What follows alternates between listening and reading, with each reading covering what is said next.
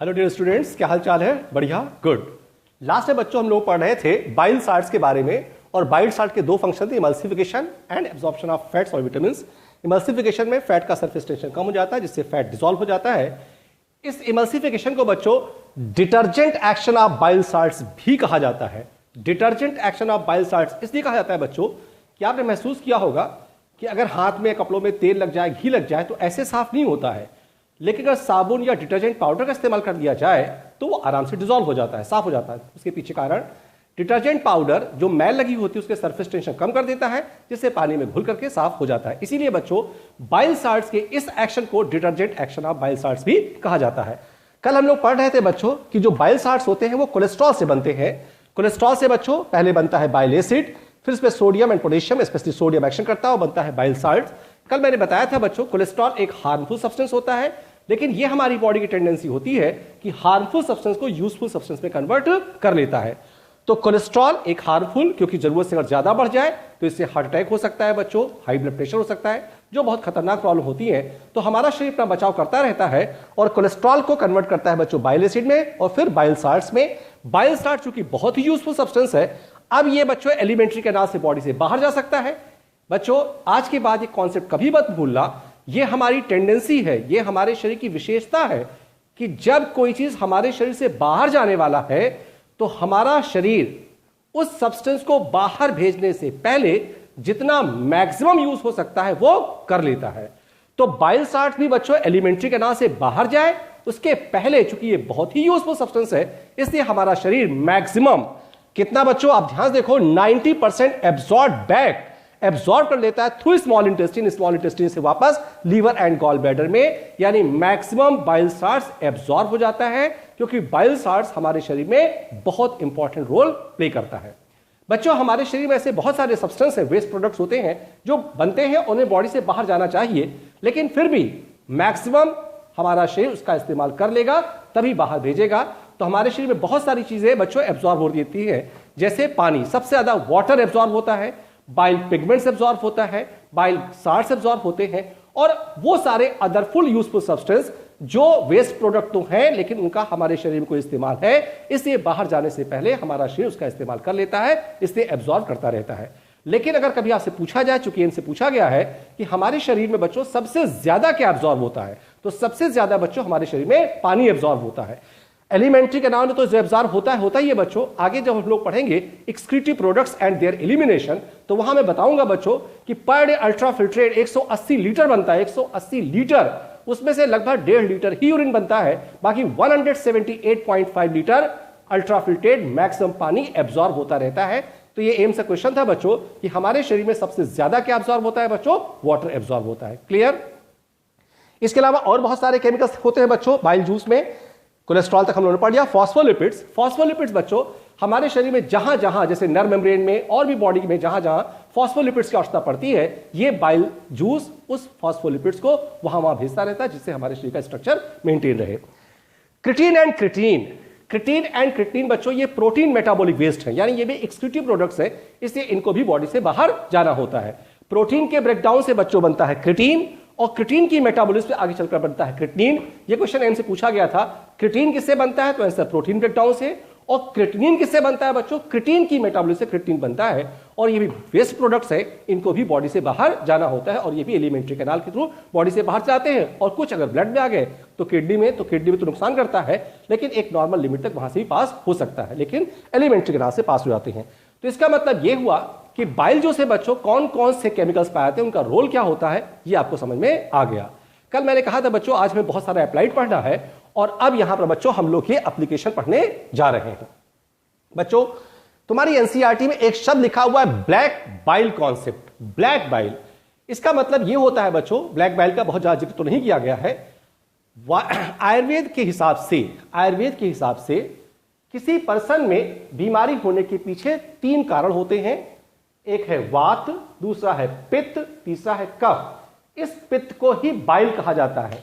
अगर हिंदी की भाषा में कहा जाए तो गॉल ब्लैडर को पित्ताशय कहते हैं, तो उसमें भरा हुआ बाइल को पित्त भी कहा जाता है। और बाइल बनता कहां बच्चों? लीवर में। तो अगर लीवर में जरूरत से ज्यादा बाइल बनने लगता है तो उसे कहते हैं ब्लैक बाइल, और अगर ऐसा हो गया तो लीवर बीमार हो सकता है, उसमें इन्फ्लेमेशन हो सकता है, जलन हो सकती है, पेन हो सकता है, उससे तमाम सारी बीमारियां बढ़ सकती हैं, रैशेज आ सकते हैं, शरीर के अंदर इरेगुलरिटीज हो सकती है, क्योंकि लीवर हमारा बहुत फंक्शन करता है। तो ये ब्लैक बाइल कॉन्सेप्ट का मतलब यह है कि अगर ब्लैक बाइल का लेवल बढ़ जाता है लीवर में तो इससे बहुत सारी बीमारियां होती हैं। ये आयुर्वेद के सिद्धांत से या प्रिंसिपल से काम करता है। वात, पित्त, कफ, इन तीनों का अगर डिसबैलेंस हमारे शरीर में होता है तो कोई ना कोई रोग होता है। अगर पित्त यानी ब्लैक बाइल का लेवल बढ़ जाएगा तो भी बहुत सारी बीमारियां हो जाती हैं। बच्चों इस डायग्राम को देखो, इसमें गॉल ब्लैडर से रिलेटेड बच्चों बहुत सारा अप्लाइड है। इसके कई सारे क्वेश्चन बच्चों हायर कंपटीशन में, नीट में, एम्स में पूछे गए हैं। यह बच्चों हमारा गॉल ब्लैडर, गॉल ब्लैडर का नाम होता है कोलिसिस्ट और ये उसकी डक्ट है बच्चों, सिस्टिक डक्ट। अभी हम लोगों ने पढ़ा कि कोलेस्ट्रॉल से ही बाइल साल्ट बनता है। बाइल साल्ट किससे बनता है बच्चों? कोलेस्ट्रॉल से। कोलेस्ट्रॉल से बाइल साल्ट बनता है।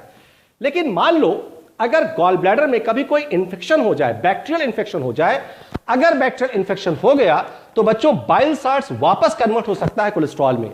अगर गॉल ब्लैडर में कोई बैक्टीरियल इंफेक्शन हो जाता है तो बच्चों बाइल साल्ट्स वापस कोलेस्ट्रॉल में कन्वर्ट हो जाता है और कोलेस्ट्रॉल के छोटे छोटे पार्टिकल्स गॉल ब्लैडर में इकट्ठा होना शुरू हो जाते हैं बच्चों। इसी को गॉल ब्लैडर स्टोन या गॉल ब्लैडर कैल्कुलाई भी कहा जाता है। यहां पर फिर से देखो बच्चों, कोलेस्ट्रॉल कन्वर्ट होता है बाइल साल्ट्स में। अगर कोई बैक्टीरियल इंफेक्शन हो जाता है तो bile salts converted back into cholesterol and deposited in the form of small particles and these are called as a gallbladder stone, जिसे gallbladder calculi भी कहा जाता है। अगर gallbladder में इंफेक्शन होता है बच्चों, इसे कहते हैं कोलिसिस्टाइटिस। क्या कहते हैं बच्चों? कोलिसिस्टाइटिस। इसका मतलब होता है इन्फ्लामेशन ऑफ gallbladder। यहां पर बच्चों एक शब्द देखो लिखा मैंने, कोलिसिस्टाइटिस। इसका मतलब होता है इन्फ्लामेशन ऑफ gallbladder। इसी के साथ बच्चों मैंने एक शब्द और लिखा है सिस्टाइटिस। चूंकि बच्चा कंफ्यूज कर सकता है इसीलिए मैंने यहां दोनों शब्द एक साथ लिखे हैं। सिस्टाइटिस का मतलब होता है बच्चों इन्फ्लेमेशन ऑफ यूरिनरी ब्लैडर। तो एक बार फिर से बोलो बच्चों, गॉल ब्लैडर में अगर इंफेक्शन होता है तो उसे क्या कहते हैं? कोलिसिस्टाइटिस। और अगर यूरिनरी ब्लैडर में इंफेक्शन होता है तो उसे कहते हैं बच्चों सिस्टाइटिस। क्लियर? अब लास्ट में लिखा है बच्चों आइटिस। आइटिस क्या होता है यहां बच्चों मैंने एक्सप्लेन करने की कोशिश किया आपको। यहां देखो लिखा है बच्चों आइटिस। आइटिस का मतलब होता है इन्फ्लामेशन। इन्फ्लामेशन को हिंदी में सिंपली जलन कह सकते हो। क्या कह सकते हो बच्चों? जलन। अगर कहीं पर लास्ट में आइटिस लिखा है इसका मतलब इन्फ्लामेशन और इसके पांच सिम्टम्स होते हैं बच्चों। That is very important point. ये 5 सिम्टम्स समझ लोगे तो बहुत सारे शब्द तुम्हें रटने नहीं पड़ेंगे। ये 5 सिम्टम कौन कौन से बच्चों? पहला रेडनेस, जिसे लैटिन भाषा में रूब्रम कहते हैं। दूसरा स्वेलिंग, इसे ट्यूमर कहते हैं। तीसरा हीट, इसे कैलर कहते हैं। चौथा पेन, इसे डॉलर कहते हैं। और पांचवा लॉस ऑफ फंक्शन। बच्चों आज के बाद कभी मत भूलना, किसी शब्द के लास्ट में आइटिस लिखा हो उसका मतलब होता है इन्फ्लामेशन। सिंपल सी भाषा में जलन कह सकते हो। और इसके 5 सिम्टम हैं। पहला रेडनेस, यानी वो चीज लाल हो जाएगी जिसे रूब्रम कहते हैं। वहां पर स्वेलिंग हो जाएगी जिसे ट्यूमर कहते हैं। फिर वहां पर छू कर देखो वो गर्म होगा, इसे हीट, इसीलिए कैलर की यूनिट होती है, कैलर कैलोरीज दिया गया है। फिर उसमें पेन होगा, पेन की यूनिट डॉलर होती है। और धीरे धीरे वहां की सेल्स का फंक्शन समाप्त हो जाएगा। अगर अपने आप ठीक होने वाली है तो नई नई सेल्स बन जाएंगी और नहीं ठीक होता है बच्चों तो हमें बाहर से मेडिसिन लेनी पड़ती है। तो अब किसी शब्द के लास्ट में आइटिस लिखा हो तो कितने सिम्टम्स होंगे बच्चों? 5। सबसे पहला रेडनेस, फिर स्वेलिंग, फिर कैलर हीट और फिर पेन और उसके बाद लॉस ऑफ फंक्शन। छोटी सी भाषा में आपको बताया, जैसे आपने देखा लिखा था कंजक्टिवाइटिस। तो कंजक्टिवाइटिस का मतलब क्या हो बच्चों? Inflammation of conjunctiva. तो बताओ बच्चों, कंजक्टिवाइटिस आंखों की प्रॉब्लम है। तो आपने देखा होगा जब इन्फ्लामेशन ऑफ कंजक्टाइवा होता है तो आंखें रेड हो जाती हैं, बिल्कुल। फिर उसमें स्वेलिंग भी होती है, ये भी सही। आंखें गर्म होती हैं, ये भी सही। उसमें पेन भी होता है, ये भी सही। और धीरे धीरे उसकी एपिथेलियल मेम्ब्रेन डैमेज हो जाती है और बाद में अगर अपने आप ठीक होने वाली है तो धीरे धीरे ठीक हो जाती है। अब कहीं पर लिखा हो, जैसे लिखा है बच्चों कोलिसिस्टाइटिस, तो समझ में आ गया हो cholecystitis, inflammation of gall bladder. तो बताओ बच्चों गॉल ब्लैडर क्या हालत होगी? वही रेडनेस, स्वेलिंग, पेन, हीट, आपको फीवर आएगा, लॉस ऑफ फंक्शन। ऐसे कहीं लिखा हो अब itis, hepatitis, meningitis, pharyngitis, laryngitis, carditis, myocarditis, encephalitis, uveitis, iritis, कुछ भी कहो। आइटिस, हिपेटाइटिस, आइटिस कहो, इसका मतलब इन्फ्लेमेशन। उसमें कितने सिम्टम्स होंगे बच्चों?